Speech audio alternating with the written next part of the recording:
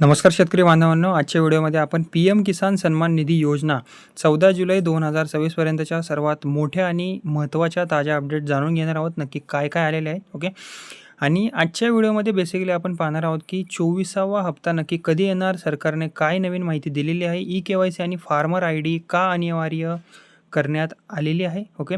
आणि कोलकाता येथे झालेल्या महत्त्वाच्या बैठकीत नक्की काय चर्चा झाली ओके या योजनेविषयी, आणि महाराष्ट्रातील एक पैसा जमा झाल्याच्या संदेशामागचे सत्य नक्की काय आहे. ओके.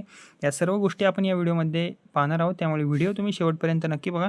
आता जी पहिली अपडेट आलेली आहे त्याबद्दल सांगायचं झालं तर ही महत्त्वाची बातमी म्हणता येईल, कारण की 14 जुलै 2026 पर्यंत पी-एम किसान योजनेचा 24वा हप्ता अद्याप तरी वितरित झालेला नाही आहे. केंद्र सरकारने 24व्या हप्त्याची अधिकृत तारीख अद्याप जाहीर केलेली नाही आहे. त्यामुळे सोशल मीडियावर फिरणाऱ्या कोणत्याही अपुष्ट तारखांवर तुम्ही काही जास्त विश्वास ठेवू नका. ओके.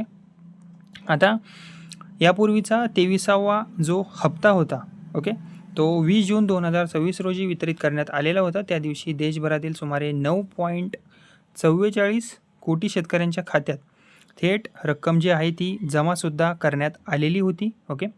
आणि या हप्त्यासाठी एकूण 18,880 कोटींचे वितरण हे करण्यात आले होते. ओके. आता 24व्या हप्त्याबद्दल जर सांगायचं झालं ओके 24वा हप्ता नक्की कधी येऊ शकतो, तर उपलब्ध माहितीनुसार पी-एम किसान योजनेचे हप्ते जे आहेत ते साधारणपणे दर 4 महिन्यांनी वितरित केले जातात. याच पार्श्वभूमीवर 24वा हप्ता जो आहे तो सप्टेंबर ते ऑक्टोबर 2026 दरम्यान येण्याची शक्यता व्यक्त केली जात आहे. मात्र अंतिम तारीख केंद्र सरकारच्या अधिकृत घोषणेनंतरच निश्चित होईल. ओके. ज्यावेळेस तारीख येईल त्यावेळेस मी नक्कीच व्हिडिओ बनवून तुम्हाला सांगेल. आणि तसेच आता प्रत्येक हप्त्यात रक्कम किती मिळते ओके याबद्दल जर सांगायचं झालं तर पी-एम किसान योजनेअंतर्गत पात्र शेतकऱ्यांना दर 4 महिन्यांनी 2,000 इतका एक हप्ता दिला जातो. वर्षभरात एकूण असे 6,000 रुपये थेट बँक खात्यात जमा केले जातात. आता 24व्या हप्ता जो आहे तो मिळवण्यासाठी कोणकोणती प्रक्रिया अनिवार्य आहे त्याबद्दल जर सांगायचं झालं तर सरकारने पुन्हा एकदा स्पष्ट केले आहे की ई-के-वाय-सी आणि फार्मर आय-डी पूर्ण नसेल तर पुढील हप्ता अडकू शकतो शेतकरी मंडळींचा. म्हणून प्रत्येक शेतकऱ्याने पुढील प्रक्रिया वेळेत पूर्ण करून ठेवणे अत्यंत आवश्यक आहे. मी सुद्धा तुम्हाला हेच सांगेल मंडळींनो, पूर्ण करा या प्रक्रिया. ओके. आता जी नंतरची अपडेट आहे ती म्हणजे की ई-के-वाय-सी पूर्ण करा. सर्वप्रथम ई-के-वाय-सी पूर्ण करणे अनिवार्य आहे. ही प्रक्रिया OTPद्वारे, बायोमेट्रिक्सद्वारे किंवा फेस ऑथेंटिकेशनच्या माध्यमातून पूर्ण करता येते तुम्हाला. तसेच फार्मर आय-डी तयार करणेसुद्धा आवश्यक आहे शेतकरी मंडळींसाठी. सरकारने फार्मर आय-डी म्हणजेच अद्वितीय शेतकरी ओळख क्रमांक तयार करण्यावरही आता भर दिलेला आहे.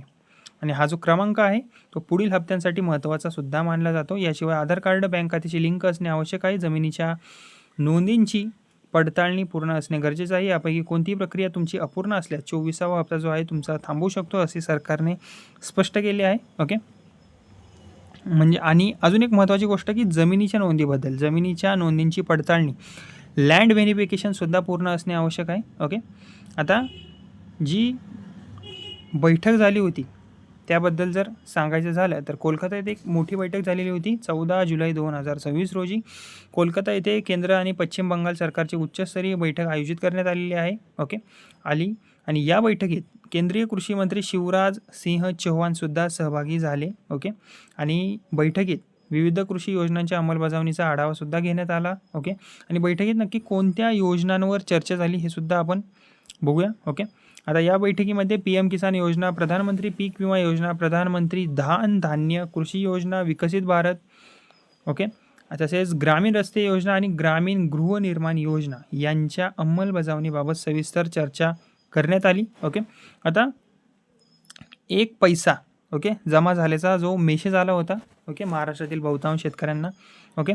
आता जून 2026 मध्ये महाराष्ट्रातील भंडारा जिल्ह्यातील लक्ष्मीबाई गिरेपुंजे या महिला शेतकऱ्याला ओके मोबाईलवर एक पैसा जमा झाल्याचा SMS प्राप्त झालेला होता. आणि हा जो संदेश आहे तो पाहून अनेक शेतकऱ्यांमध्ये संभ्रम निर्माण झाला. ओके. आता याबाबत कृषी विभागाचे स्वतंत्र एक स्पष्टीकरण आलेले आहे. ते म्हणजेच की या प्रकरणावर कृषी विभागाने स्पष्ट केलेले आहे की हा जो आहे मेसेज हा तांत्रिक बिघाड होता. प्रत्यक्षात संबंधित शेतकऱ्यांच्या खात्यात पूर्ण 2,000 जमा झाले होते. फक्त मोबाईलवर चुकीचा संदेश गेल्यामुळे हा गैरसमज निर्माण झाला होता. ओके. तर मंडळींनो, या योजनेविषयी जी माहिती होती मी तुम्हाला सगळी सांगितलेली आहे. एक एक करून सध्या देशभरातील कोट्यवधी शेतकऱ्यांचे लक्ष जे आहे ते PM किसान योजनेच्या 24व्या हप्त्याकडे लागलेले आहे. तुम्ही अद्याप KYC, फार्मर ID, आधार लिंक आणि जमिनीची पडताळणी पूर्ण केली नसेल, लँड व्हेरिफिकेशन, तर ती शक्य तितक्या तुम्ही लवकर पूर्ण करून घ्या, जेणेकरून पुढील हप्ता अडचणीशिवाय तुमच्या खात्यात जमा होईल. तर शेतकरी मंडळींनो, तुमच्या खात्यात 23वा जो हप्ता होता तो आला आहे का? ओके, आला होता का? आणि तुम्ही KYC व फार्मर ID पूर्ण केलेली आहे का? तुमचे उत्तर आम्हाला या व्हिडिओच्या कमेंटमध्ये नक्की सांगा. आधी लाईक करा, चॅनलला सबस्क्राईब करा, ओके, आणि त्यानंतर तुम्ही कमेंट करा, ओके. आणि अशाच PM किसान, नमो शेतकरी, पीक विमा, सौर पंप योजना, कृषी अनुदान आणि महाराष्ट्र शासनाच्या ताज्या अपडेटसाठी व्हिडिओला लाईक करा. माझे बडी नावाचं चॅनल आहे, त्याला सबस्क्राईब करा आणि ही माहिती जी आहे ती इतर शेतकरी बांधवांपर्यंत नक्की शेअर करा. आणि धन्यवाद.